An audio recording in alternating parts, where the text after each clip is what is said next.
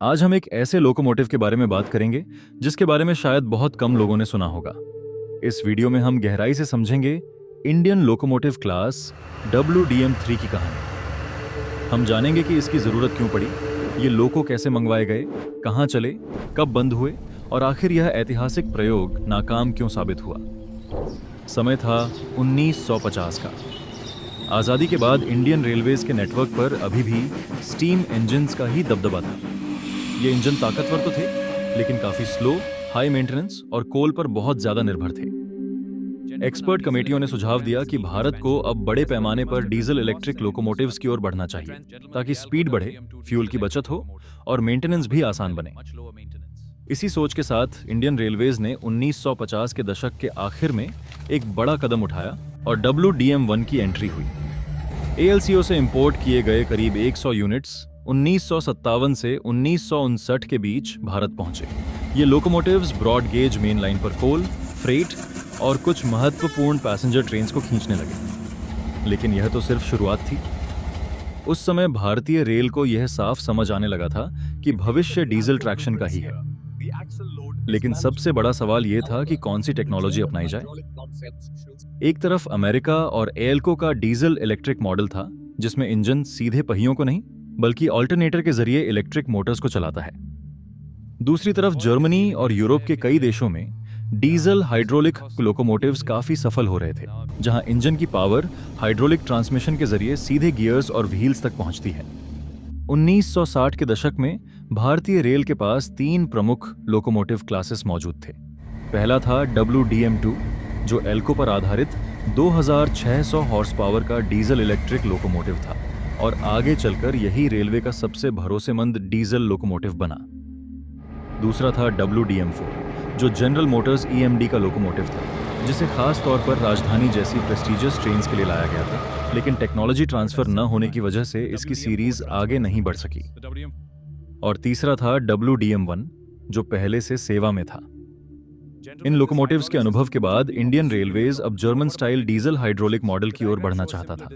और यहीं से शुरुआत होती है एक भारतीय इंजीनियर और उनकी अनोखी तकनीक सूरी ट्रांसमिशन की।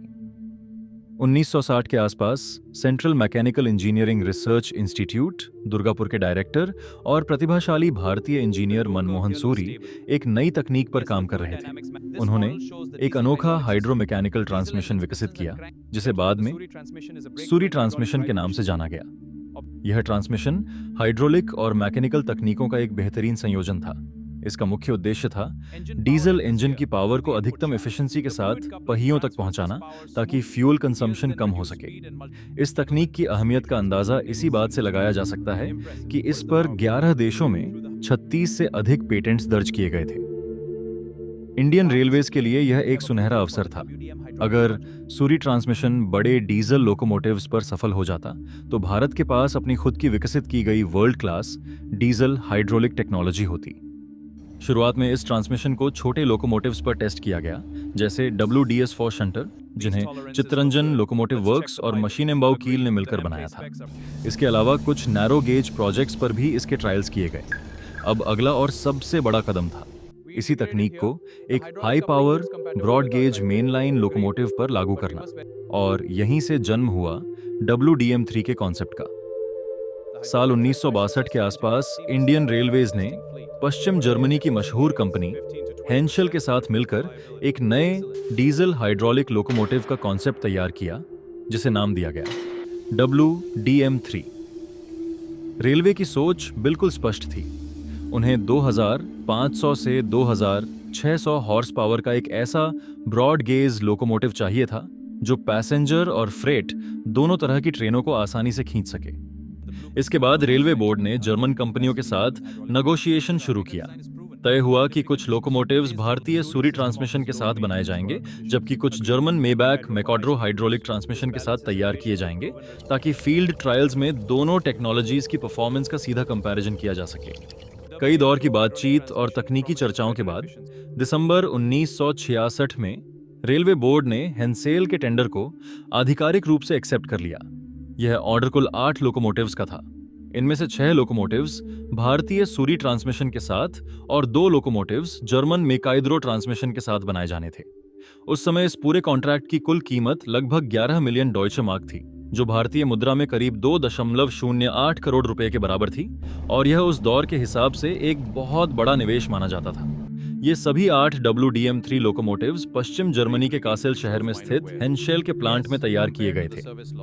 हेंशेल ने इन्हें अपने DHG 2500 BB मॉडल के आधार पर बनाया, और इंडियन रेलवेज ने इन्हें 18,515 से 18,522 तक के नंबर आवंटित किए। हालांकि इनका डिजाइन 1962 में ही विकसित हो चुका था, लेकिन इन्हें भारत की पटरियों तक पहुंचने में काफी समय लगा।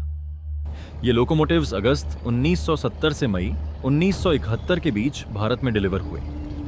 उस समय बड़े इंटरनेशनल प्रोजेक्ट्स में इतना समय लगना असामान्य नहीं माना जाता था। अगर इनके स्पेसिफिकेशंस की बात करें तो WDM3 एक broad gauge diesel hydraulic main line locomotive था। इसमें बोबो व्हील अरेंजमेंट था, यानी हर बोगी में 2 पावर्ड एक्सेल्स लगे थे। इसे पावर देने के लिए मर्सिडीज बेंज का 4 स्ट्रोक डीजल इंजन लगाया गया था, जो लगभग 2500 हॉर्स पावर की शक्ति उत्पन्न करता था। इसकी टॉप स्पीड 120 किलोमीटर प्रति घंटा निर्धारित की गई थी, और इसका कुल वजन लगभग 76 टन था। इस लोकोमोटिव की सबसे खास बात इसका ट्रांसमिशन सिस्टम था। यहां यह समझना बेहद जरूरी है कि नाम में WDM3 होने के बावजूद इन जर्मन लोकोमोटिव्स का एल्को आधारित WDM3A से कोई तकनीकी संबंध नहीं था। WDM3A दरअसल WDM2 का अपग्रेडेड डीजल इलेक्ट्रिक वर्जन था, जो बाद में 1990 के दशक में सामने आया, जबकि यह WDM3 एक अलग ही जर्मन डीजल हाइड्रोलिक प्रयोग था। जब ये लोकोमोटिव्स भारत पहुंचे तो इन सभी 8 इंजनों को साउथ सेंट्रल रेलवे के गुटी डीजल लोको शेड में तैनात किया गया। इनकी पूरी ऑपरेशनल लाइफ लगभग इसी जोन में गुजरी। ये मुख्य रूप से फ्रेट सर्विसेज में उपयोग किए गए। हालांकि 1970 के दशक के अंत में इन्होंने कुछ पैसेंजर ट्रेन्स को भी हॉल किया, लेकिन इन लोकोमोटिव से जुड़ा डेटा बहुत सीमित है, जिसकी वजह से आज भी इनके बारे में तस्वीरें और कहानियां कम ही मिलती हैं। शुरुआत में सब कुछ सामान्य लग रहा था, लेकिन जल्द ही असली समस्याएं सामने आने लगीं। ये लोकोमोटिव्स काफ़ी फेलियर प्रोन साबित हुए।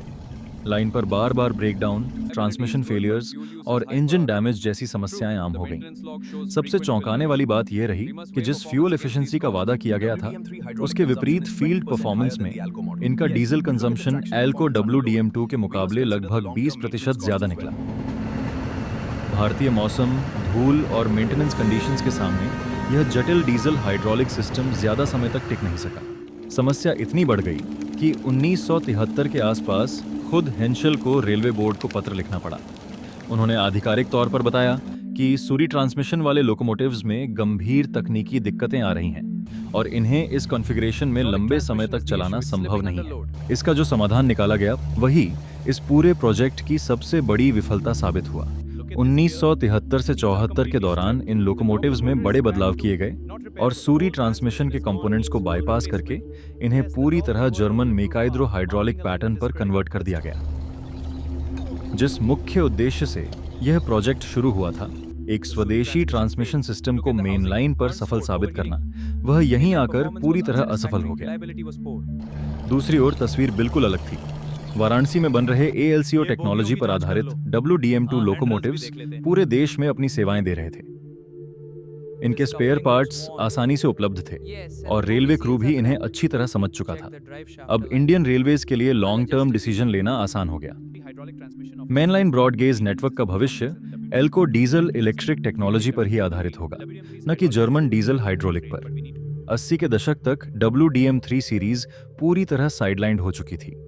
ये लोकोमोटिव्स सिर्फ गुटी डीजल शेड तक सीमित रह गए थे, जबकि पूरे देश में WDM2 का दबदबा बढ़ चुका था। आगे चलकर इसी प्लेटफॉर्म से WDM3A और WDM3D जैसे सफल वेरिएंट्स भी विकसित हुए।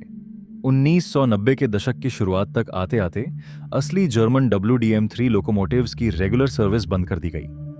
1995 तक गुटी शेड ने इन्हें आधिकारिक रूप से डीकमीशन कर दिया और 1996 के आसपास इन सभी 8 लोकोमोटिव्स को स्क्रैप कर दिया गया। दुख की बात यह रही कि इनमें से एक भी यूनिट को म्यूजियम या हिस्टोरिकल प्रिजर्वेशन के लिए सुरक्षित नहीं रखा गया।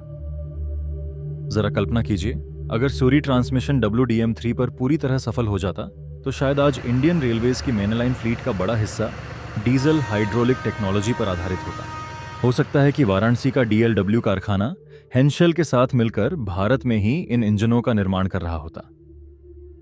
लेकिन हकीकत की पटरियों पर WDM-3 अपनी मंजिल तक नहीं पहुंच सका।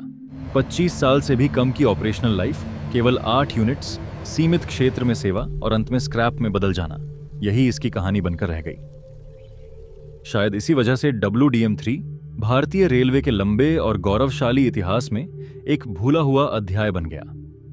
आज जब भी WDM सीरीज की बात होती है तो हम WDM-2 या WDM-3A को ही याद करते हैं, और हेंशेल का यह पहला और आखिरी German diesel hydraulic mainline experiment इतिहास के पन्नों में कहीं खो जाता है। अगर आपको WDM-3 का यह सफर पसंद आया हो तो वीडियो को लाइक और शेयर जरूर करें, और हाँ, चैनल को सब्सक्राइब करना न भूलें।